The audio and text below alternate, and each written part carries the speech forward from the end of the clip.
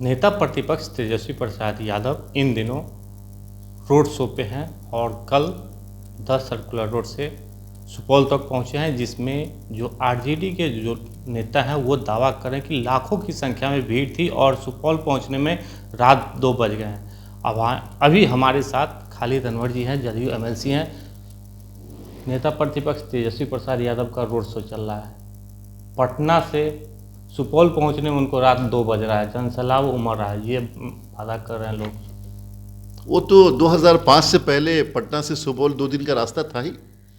आज अगर वो 12 घंटे में तय कर रहे हैं तो 12 घंटे में क्या 24 घंटे में कर लें।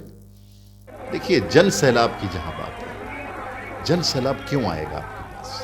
अगर आपके चंद कार्यकर्ता सड़क पे निकल आते हैं, उसको आप जन सैलाब कह रहे हैं तो कहते रहिए। लेकिन हम लोग देख रहे हैं कि किस तरह जनता ने आपको रिजेक्ट किया है। चंद टीनेजर्स निकलते हैं, चंद बच्चे 10वीं और 12वीं के हाथों में झंडा लिए और नारे लगा रहे हैं, तो आप क्या समझ रहे हैं बिहार आपके पीछे है? बिहार के लोग समझदार हैं, वो जानते हैं और कभी आपके पीछे खड़े होने वाले नहीं हैं। चाहे सुपौल हो, चाहे सहरसा हो, चाहे मधेपुरा हो, चाहे अररिया हो, चाहे कटिहार हो, चाहे पूर्णिया हो, चाहे किशनगंज हो, यहाँ से आपका पहले ही पत्ता साफ हो चुका। और लोग समझ रहे हैं कि राष्ट्रीय जनता दल कोई दल नहीं, एक राष्ट्रीय जनता परिवार है। ये सिर्फ परिवार के लिए काम करते हैं और लोगों का वोट लेते हैं और लोगों के साथ नाइंसाफ़ी करते हैं। अभी कितना लोगों में गुस्सा है। आपने राज्यसभा भेज दिया, एमओआई की बात करते हैं, मुसलमान को बुला दिया आपने। मुसलमान आपके साथ खड़े होंगे? वो दिन गए जब लालू प्रसाद यादव जी के साथ मुसलमान बड़ी तादाद में खड़े होते थे। आज तेजस्वी यादव जी पे न यादवों को भरोसा है, न मुसलमानों को भरोसा है। वो ये भी अपने ससुराल के चक्कर में पड़ गए हैं। आप हरियाणा से लोगों को ला करके, बिहार में कोई यादव नहीं था, हरियाणा से ला करके लोगों को आपने राज्यसभा बना दिया और मुसलमानों को छोड़, न बिहार के मुसलमान को पूछा, न यादव को पूछा। किसके सहारे आप राजनीति कर रहे हैं? तेजस्वी प्रसाद यादव कह रहे हैं कि हम एमओआई नहीं है, माई बाप की पार्टी है।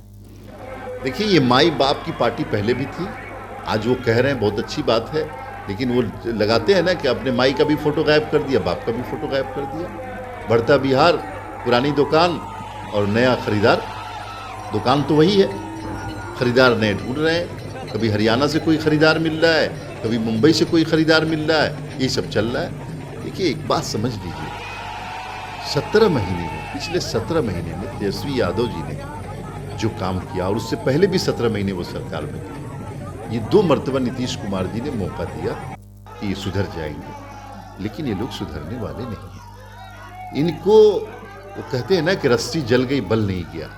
इनको आदत पड़ चुकी है गलत काम करने की, इनको आदत पड़ चुकी है फाइलों में हेरा फेरी करने की, इनको आदत पड़ चुकी है नया संवेदक बना करके, टेंडर दे करके उल्टे सीधे काम करने की, पैसे बनाने की। ये मंत्री नहीं थे, नीतीश कुमार जी ने इनको मंत्री बनाया था, लेकिन ये एटीएम बन गए थे, ऑल टाइम मनी, सिर्फ पैसे के पीछे। बिहार के लोग इस बात को समझ रहे हैं और बिहार ऐसे लोगों को न तो कभी बर्दाश्त किया है, न कभी कबूल किया है और हमेशा ऐसे लोगों को रिजेक्ट किया है।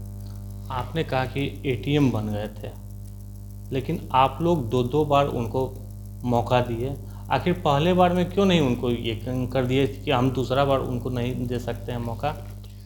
नहीं, मौका इसलिए दिया जाता है, एक बार इंसान गलती करता है, दोबारा जब गलती कर दे फिर तीसरी बार मौका नहीं देना चाहिए। एक बार सोचा, बच्चा था, गलती हो गई होगी। और इंडिया ब्लॉक का भी मामला था, समझा बुझा करके लाया गया, हरकतें वही पुरानी। सारे टेंडर को जमा कर लो, एक को टेंडर दे दो, सारे मलाईदार मंत्रालय अपने पास रख लो, अपने समझा बुझा के किसको लाया गया? अपने कबीले के लोगों को रख लो। जब वो आए थे तो उनको समझाया बुझाया गया था कि भाई ये नीतीश कुमार जानते हैं ना, करप्शन से कभी समझौता नहीं कर सकते, क्राइम से समझौता नहीं कर सकते, कम्युनलिज्म से समझौता नहीं कर सकते। लेकिन माने कोई तब ना, ऐसे थोड़ी चलता है।